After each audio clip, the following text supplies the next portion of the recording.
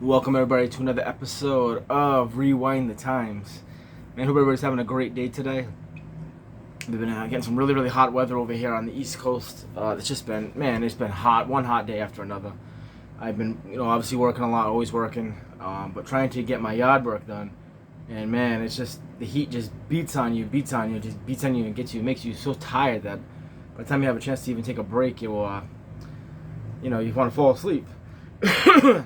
So today I wanted to come on here and I want to talk about something that is, I talk about it a lot, but this is something that is so important to me. And I was battling depression. I still do battle depression, not as much as I used to, but I still do battle it to an extent. And there's always this one thing that I'm gonna talk about. There's always one thing, this one show, this one toy that, just thinking about it, man, kind of makes me feel really good about life, makes me feel good about me, makes me feel good about my childhood, because my childhood is something that I miss so much. As we get older, especially for me, I have a hard time, it's a hard time getting old, man. Like, I'm still a kid at heart, I still have that child wonder-like mentality inside of me. That's why I collect toys and, and stuff like that. And it's, it's hard, man. It really is hard as you get older. The world is not this big friendly place that you think when you're a child. It's so much different. But one thing that I can always go back to, it always makes me feel good about myself and makes me get my mind off of things, is Batman 66. This show, in my opinion, it might be the greatest Batman show of all time. And I mean cartoon wise too. I mean, you have Batman the animated series, The Batman. There's some really good Batman cartoons. Beware the Batman. But this Batman 66 show, to this day, it's still being watched on TV. People still talk about it. Cause I'm in tons of chat rooms and rooms that talk about the show. But this Batman, it really did set a tone, especially the villains. The writing on the show is as campy as it was. The writing for this show is just simply amazing. It's very clever. It's very wise. You have 3 seasons, but it's almost like you have 4 seasons, because you have season 1, and then you have a season 2, and then it has like season 2 has like 12 episodes, and then you have like a season 2B, and that has 12 episodes, and then it goes into season 3 with Yvonne Craig and Batgirl. But this show is something that always meant something to me, always will. Like I said, I love Adam West. I love him a lot as the Bright Knight, they call him. The show to this day, I watch constantly. When I'm at work, I listen to it. I know all the episodes. I mean, I watch them over and over again. But what I love about this show is, it's like the perfect casting. Adam West was the perfect Batman for this show. Burt Ward, to this day, he's our Robin. I mean, he came out in 1960. The show came out in 1966. I think January 12th. They came out in prime time, which was awesome. They were doing tests for the show, a lot of test screenings, and it didn't do really good. But they just needed something to fill up time slots back in the day, and so they knew it wasn't testing great. So what they did was they still put it on the air, and something magical happened. Oh, it's a damn fly. Something magical happened. The audiences went nuts for it. And the one thing that I love about this show is each episode is like an hour, but the first half hour, Batman battles the foe, the villain, and then he always gets captured. And then in the second half, it always, he saves the day, he gets out of the trap and stuff like that. And I love that. I've always loved that. Like I said, man, Burt Ward to this day is still the Robin. When we talk about Robin, when we think of Robin, yeah, Crystal O'Donnell comes up, but it's this Robin, Burt Ward. His version of Robin, with the holy this and the holy that. Adam West, obviously, over time, there has been other Batmans. Like my favorite Batman of all time is Michael Keaton, but but I still love Adam West. Like, Adam West is one of my favorite Batmans of all time. But what really made this show go was the villains. The villains in this show are perfectly casted. Man, so let's start off with the sexy, the beautiful Catwoman. Man, perfect casting. There was three Catwomen in the show. They started off with, because they did the Batman movie, and they had Lee Merriweather, who did start off as who played her in the movie, but the real Catwoman that we know is Julie Newmar. Julie Newmar, she was pretty much Catwoman for season 1 and 2. She couldn't do the movie because back then, when actors of this time, they were just full-time actors. They weren't signed on to play one certain role. So they filled in her role because she was just, like I said, she was a full-time actress and she was filming something else. So Lee Merriweather was just a one-time Catwoman, but she's just beautiful herself. And then in season 3, Eartha Kitt. And the one thing I love Eartha Kitt's version. And the thing I love about the Catwomen is each one of them brings something different.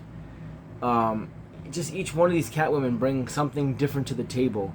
And I love that. I absolutely love that. Julie Newmar, to this day, I think it still might be listed as the best Catwoman of all time. I mean, yes, you've had, you've had Michelle Pfeiffer and the woman from, I can't think of her name off the top of my head, but the woman from the Batman, the Dark Knight Rises, and the woman from the Batman. But Julie Newmar is by far the best Catwoman of all time. So beautiful, so sexy, and the dialogue in the '60s show was very provocative for that time, considering some of the things that she said. Very, very provocative. And then you go down to, you go down to Cesar Romero's Joker. To this day, people still talk about his Joker as one of the top 2, top 3, maybe even top best Joker of all time. Obviously, you have Heath Ledger's and Jack Nicholson. But Cesar Romero, he set the bar so high. He set the standard for Joker. Cesar Romero, back in the day, it's funny because he was known for his mustache, in the 60s and the 50s when he was an actor. And he was like the Latin lover. He was very much a very suave type of actor. And he would not do this role without his mustache. So they painted over it and kept it down because he felt like his mustache is what made him get roles. And I mean, you want to talk about two different personalities. This guy was so calm and so collective off the camera, but when you put that makeup on, it's like he transformed into the Joker with that cackling laugh.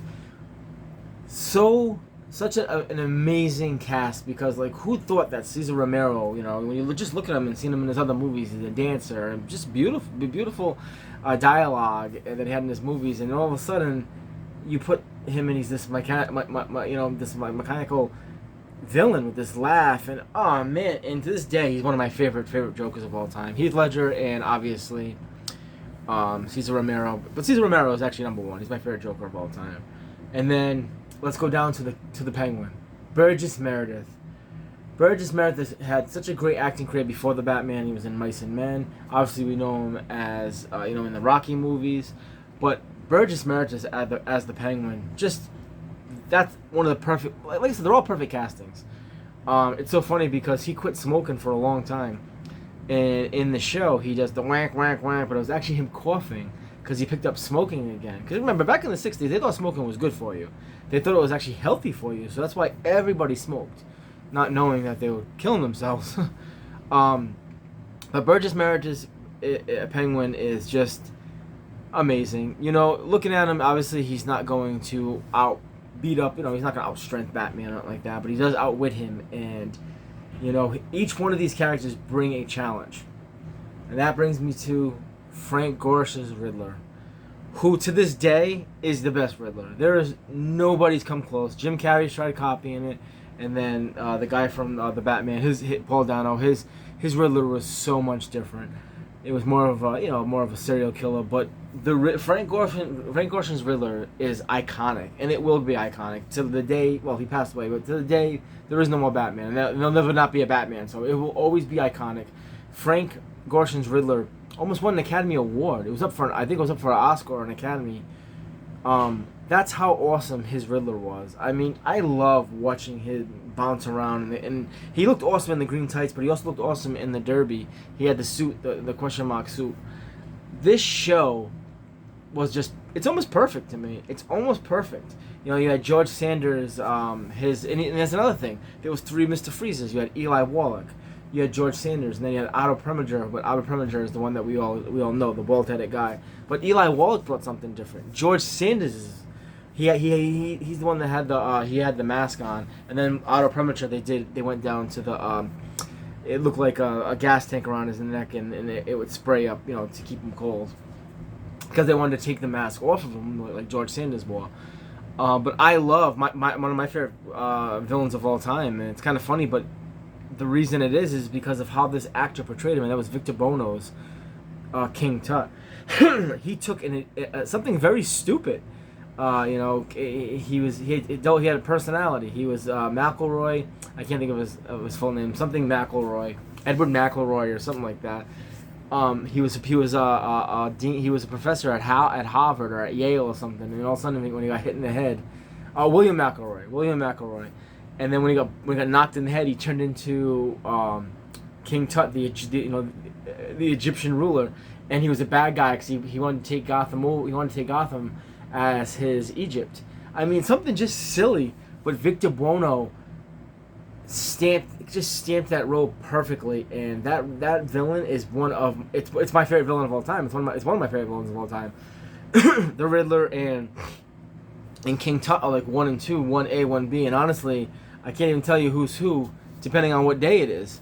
I just love that role. Like I said, man, Victor Buono he just took something that was just really stupid and went with it, and King Tut is iconic now because of that role. And we've never seen King Tut in anything else besides Batman 66 and maybe comics and stuff. But it's got tons of toys, Funko Pops, and everything else. And I mean, the villains in the show were just amazing. You got Falseface, Bookworm, who was literally played by Roddy McDowall, from Fright Night. I mean, Roddy McDowall, just one amazing actor.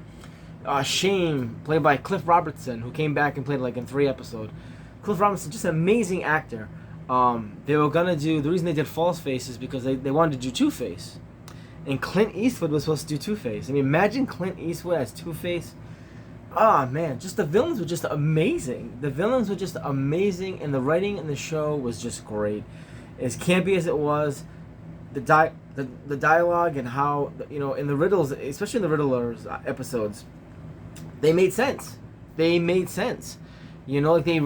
hard. They weren't easy riddles. They were hard riddles, and they made you think.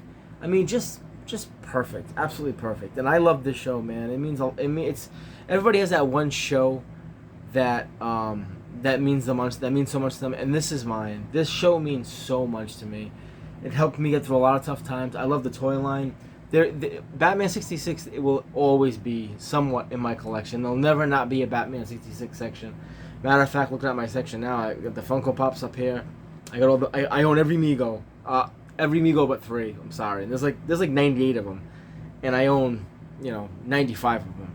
The McFarlane toys are coming out. Those are awesome. I've been collecting all those, but my collection will always have room for Batman 66, and just some of the episodes are just iconic. I mean, everyone talks about Surf's Up, Joker's Under, where the Joker wants to surf and rule the world and take over the world and everything. It's just something stupid, but it made sense because it was the Joker. So I hope you guys enjoy this episode, man. I love talking about this. I can go in depth more if you guys ever want to. Maybe I can break down each villain, talk about the villains, because there's just so many. Milton Burton. He came on the show too in season 3 as Louis the Lilac. Like, you have just give me a second.